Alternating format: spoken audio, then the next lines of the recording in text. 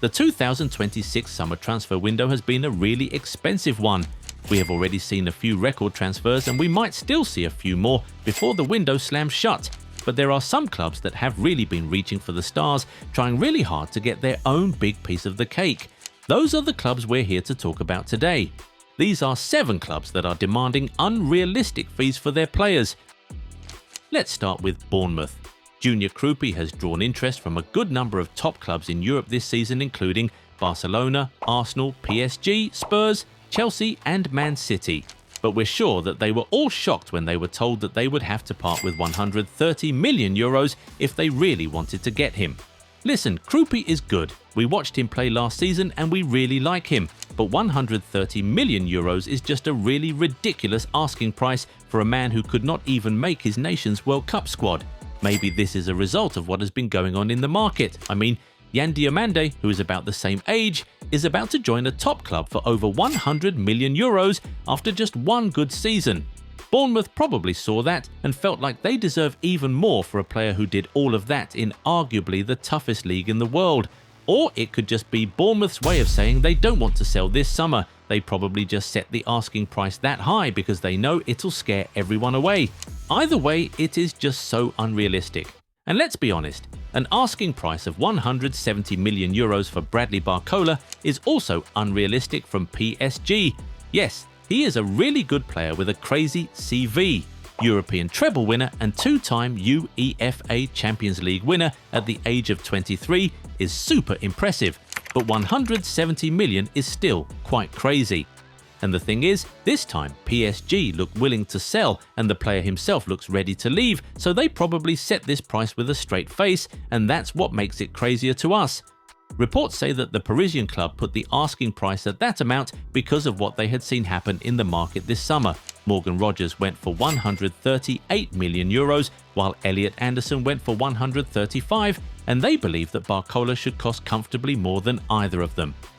While that is good logic, we still maintain that the price tag is unrealistic. Nobody is paying 170 million for Barcola. It's really just that simple. I mean, if Barcola goes for 170, how much then would the likes of Vinny and Lamine Yamal be?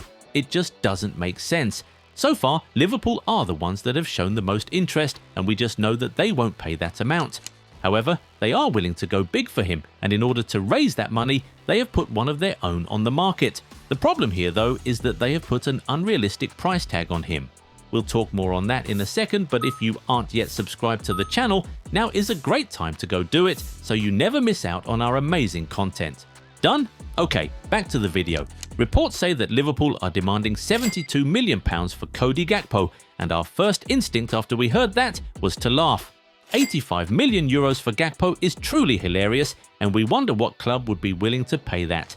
The Dutchman was a much hotter property at PSV a few years back. Back then, he was valued at 60 million euros, but Liverpool got him for 42. Fast forward to today, his valuation has not gone up, but Liverpool now want double what they paid for him 3.5 years ago. It doesn't even make sense. But once again, this is a result of clubs looking at what's going on around them.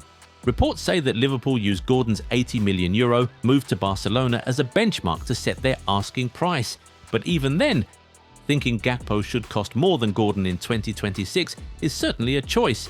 Spurs have shown interest in Cody Gakpo this summer, and reports say that Roberto De Zerbi really wants him, but we can tell you right now that the North London club is not paying 85 million euros for him. It's just not happening, and it is sort of like Chelsea demanding 65 million pounds for Nicholas Jackson. 75 million euros for a man most famous for his poor finishing is simply not very realistic. And it's worse because he's not even drawing interest from top clubs this summer. Bayern Munich already sent him back, while the likes of Barcelona, Real Madrid, Arsenal and Manchester City aren't even looking his way. So, who is going to cough out that amount for Nicholas Jackson? The only club that is really chasing him right now is Aston Villa, and we just don't see them coming up with that amount of money. A club whose all-time record signing was worth 60 million euros is surely not spending 75 million on Jackson. And you want to hear something funny? Last summer, Chelsea valued Nicholas Jackson at over 100 million euros. No, for real, who do Chelsea think this guy is? What do they see him as? It feels like they have never been realistic about him for one day. And you know what else is unrealistic? Lille asking for 100 million euros for Ayub Boadi. Yes, your boy had a good World Cup. Yes, he's being chased by a lot of top clubs, especially Man City. But 100 million euros for an 18-year-old midfielder who hasn't done much in his career is just nuts, man. The argument is not even whether or not he can rise to become a 100 million player in the future. It's just that right now, he simply isn't worth that much. Now, when it comes to City, you just never know what's going to happen. They're the one club that can pay all sorts of ridiculous fees for any player. But we would be very surprised if they end up paying 100 million for Boadi. In fact, this deal should have been completed a while ago. It is only being delayed because both clubs are yet to reach a middle ground on the price. Here's another crazy one. Athletic Club is demanding 80 million euros for Aymeric Laporte. Barcelona have shown interest in the centre-back after seeing how he partnered up so well with Pau Kubasi for Spain, but the Catalans were shocked back to reality when Athletic mentioned their asking price. That is the kind of asking price that will make Barcelona fall in love with Gerard Martin all over again. Like, we get it. Laporte had one heck of a World Cup, but have Athletic forgotten that he's 32 years old? 2 years ago, he moved to Al Nassr for 27.5 million euros. A club from a league known for throwing money at players paid less than 30 million for this guy, but now Athletic want 80. Sure, the World Cup can do a whole lot for your value as a player, especially when you go on to win it, but it certainly cannot do that much. Nobody in the world is paying 80 million euros for 2026 Laporte.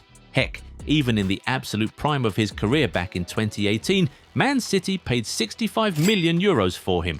Now that he's in the twilight of his career, they want more. That doesn't even seem logical. Think about it this way. Athletic really want to make a 32-year-old Aymeric Laporte one of the top 5 most expensive defenders in football history. Yeah, just say, you don't want him going anywhere. That would be easier. Finally, reports say that Spurs have put a price tag of around 140 million euros on Mickey van der Ven. The Dutch defender has gotten interest from top clubs like Barcelona, Real Madrid and Liverpool. In fact, Madrid reportedly put in a 70 million euro bid for the player, which was immediately rejected by the club. Yeah, we get it, he is super fast, tall, aggressive and is a good defender. But nobody's paying that amount for an injury-prone centre-back who can be rather rash every now and again. This just feels like a ploy to scare the suitors away, as Spurs really do not want to lose Van der Ven, especially not in the same window they'll be losing Romero. They're pretty much telling these clubs that if they really want him, they should go ahead and not only make him the most expensive defender ever, but one of the most expensive footballers in the history of the sport, and we just know that there's no way that's happening. Anyway, it is now time to hear from you guys. Are there more unrealistic asking prices you've heard of this summer? Tell us about them in the comments. If you enjoyed this video, give it a thumbs up and subscribe to the channel. Also, turn on the bell notification so you never miss out on new content. Catch you in the next one. Bye.